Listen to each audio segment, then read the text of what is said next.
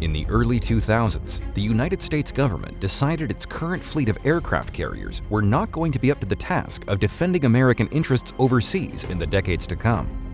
They wanted a carrier fleet that would be faster, bigger, that would be capable of launching and receiving hundreds and ultimately thousands of aircraft every single day, no matter which direction the wind was blowing, once all the new ships had been deployed.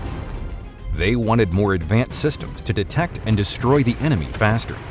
The new design would use less crewmen and incorporate significantly better survivability systems with less maintenance and ultimately a much more reduced lifespan cost than the Nimitz class it would be replacing.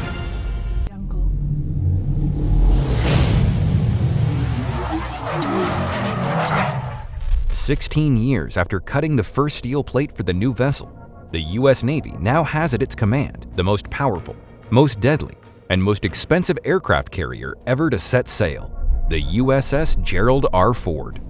But with cost and time overruns galore, meaning the Ford still has not yet been officially deployed, could this new ship have a similar impact and legacy on the Navy as its namesake had on the country as a whole?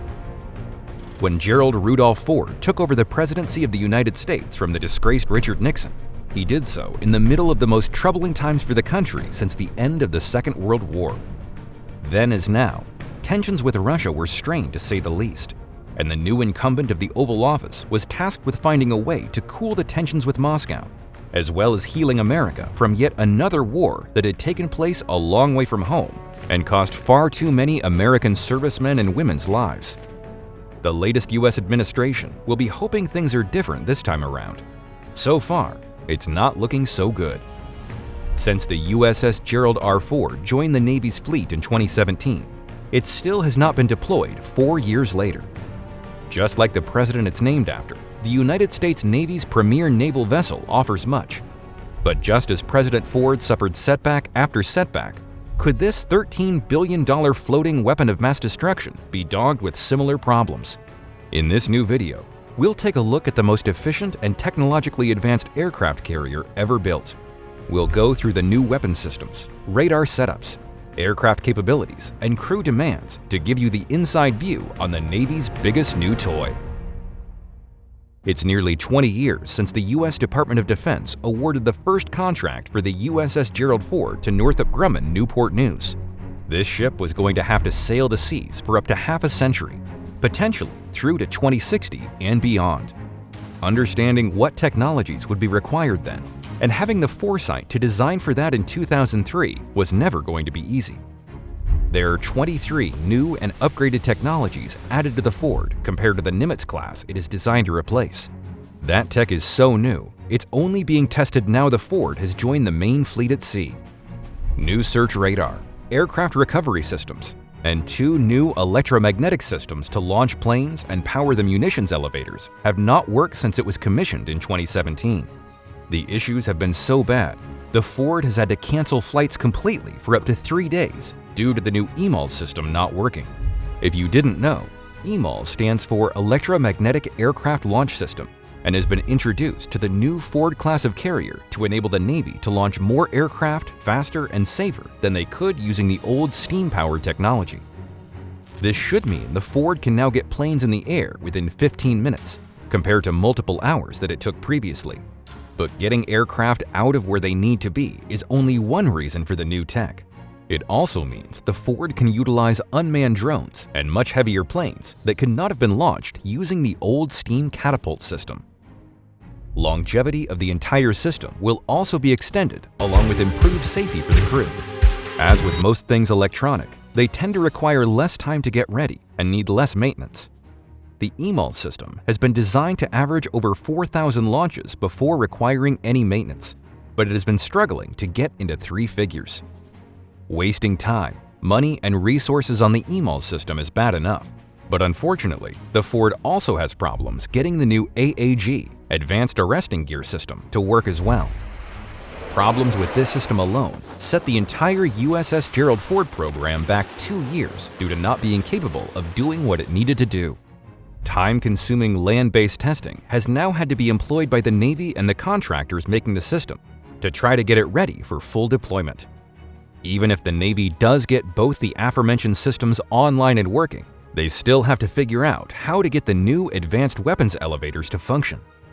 There are 11 elevators in total on the Ford, yet when the carrier left Newport News in Virginia in 2017, only 2 of the total 11 were able to be used. That should have gone up to 6 at the start of 2021, but the ship is still short by 5. So, why the problems? Normally, the US Navy will test new systems onshore at ground-based testing sites. They opted not to this time, as they believed they were dealing with well-understood technology that was already in commercial use. The cost and time overruns caused by all the problems and the lack of testing has now gone all the way back to the top of the chain. Any further defense spending related to offshore vehicles now requires land-based testing to ensure fiascos such as this don't occur in the future. Whilst the delays are embarrassing to say the least, the Navy will at some point in the not-too-distant future get it all sorted. There is too much riding on this not to. Once they do, the USS Gerald Ford will indeed be something to behold. Let's take a look at the performance gains the Ford-class carriers will have over the Nimitz they will be replacing. Any aircraft carrier has one key job to do, and it has to do that one job as quickly and efficiently as it can. And that's to get as many planes in the air and back again safely, ready to do it again. The old Nimitz system means that at full pelt, the Navy could get 140 aircraft launched per day. The Ford has the capability to increase that to 160 sorties without breaking a sweat, once everything works. But this can be increased to 270 per day under battle conditions. That's a nearly 100% increase in sorties each and every day. That's why the new electromagnetic launch and arrest systems are so key to this new class of carrier. Without them, there's no way the Ford could launch so many planes and get them back safely. Historically, any battle situation has inevitably resulted in the loss of human life. As time goes by, increasing numbers of missions are being flown by unmanned drones in an attempt to reduce that potential loss of life. Utilizing drones on an aircraft carrier up until now had been difficult, but the Ford will now be able to use a whole range of unmanned aircraft to complement its manned missions. Any aircraft, manned or not, is likely to need some form of weapon and/or fuel. Getting that to the right craft at the right time and in the right place is going to be key to getting the Ford up to the number of battle condition sorties should the need arise. New forms of automation and redesigned logistic pathways mean the Ford is able to move fuel, craft, and munitions far more efficiently than the Nimitz ever could. That being said, having the ability to launch the number of aircraft the USS Gerald Ford is able to would be irrelevant if it didn't have the capacity to store the number of fighters, bombers, choppers, radar reconnaissance planes, and drones it will need if that battle readiness is going to be achieved. So now the island has been moved further back along the deck. The bridge has also been moved, whereas before it was located on the island. It has now been moved to a lower deck location. The Navy has also taken the opportunity to upgrade the radar and detection systems on board the Ford. This means the older Nimitz-class ships would have had to utilize around 6 different radar setups to accomplish what the Ford can do with only one. This now means the island is much smaller than before, creating more deck space for more aircraft and easier movement. Plus, it cuts down on the Ford's radar signature. Whilst it's by no means a stealth ship, it's a lot less visible than any previous aircraft carrier. It also means that the Ford is much more stable, with a significantly reduced center of gravity than the Nimitz. So should it need to maneuver quickly, it can do so without fear of rolling and capsizing. Of course, all the increased tech and electrical-powered systems need more power.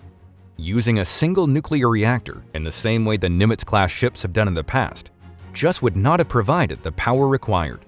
So the Navy has installed 2 smaller reactors that are more than capable of providing not only the power the Ford will need now, but also what is likely to be expected in the future too. You may be thinking that all that technology is great, but doesn't that mean more crew and increased maintenance? Actually, no, quite the opposite. Reported headcount for crew is said to be 20% less than that required by the Nimitz. That's the point for all the automation and electronics that have been designed into the Ford. They just need to get them to work. Similarly, the new reactors require less looking after too, regardless of being more powerful than those on the Nimitz-class carriers. All this means that while the headline cost of the USS Gerald Ford is an eye-wateringly high $13 billion, over the course of its lifetime, the Ford should cost around $4 billion less than the ship it will be replacing.